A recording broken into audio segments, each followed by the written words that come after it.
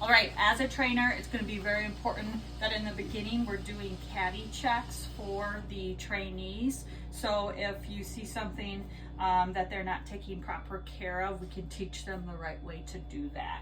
So the first thing I usually look at is their toilet bowl brush, and if they don't have a cloth around it and it's a cesspool of water in there, please remind them that they should always have a cloth.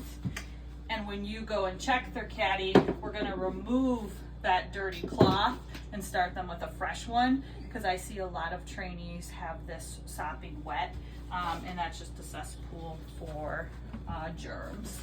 Make sure when you're helping them refill their bottles, we are checking every single bottle. We're going to be spraying it to make sure that the spray nozzle sprays correctly for them. We're going to be squeezing the bottom a little bit to make sure you don't see any bubbles. This is especially important for their bleach, because over time your bleach is going to become corrosive, or if they drop it, you're just going to see these hairline cracks where this bleach is leaking. So it's especially important to always be checking your bleach bottle. You can also check these. This one we do not take off and refill. When this bottle is done, we throw away and we start with a new one. A lot of people ask if we can take these off and refill it, and we can't.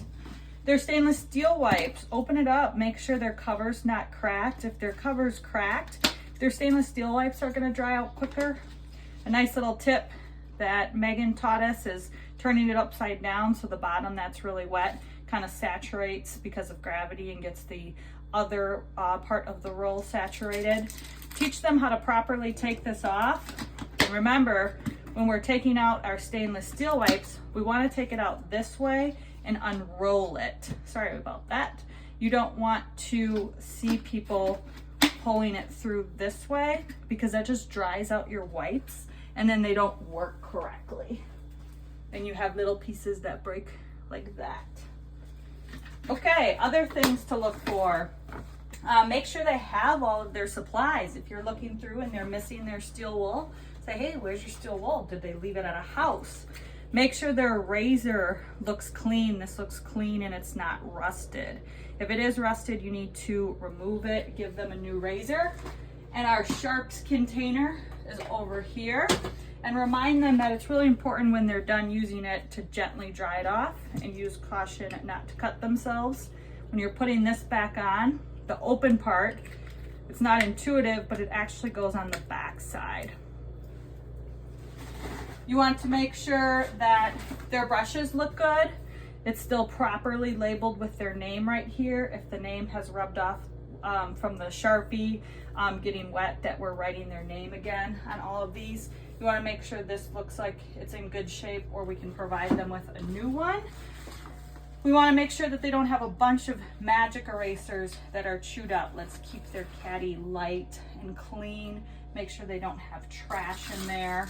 Make sure their pumice stones are still labeled correctly. Which one's the kitchen, which one's the bathroom. This should be full for Barkeeper's Friend, and so should their salsas. We use these a lot. And then your bright and clean, this should always remain about half full, and you want to make sure that they've taken off this properly.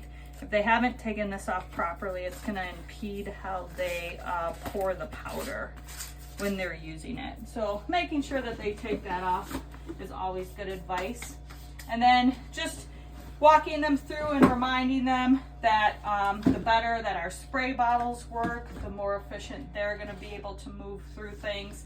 Keeping in mind it's important that we kind of put stuff back in the same way for them, because they're going to develop a habit of, when I'm going for my Windex, it's here. When I'm going for my Pink Methods, it's here. So ask them, you know, how they prefer to stock their caddy so it stays consistent for them. Always making sure that they have their checklist as well, and that's in good shape.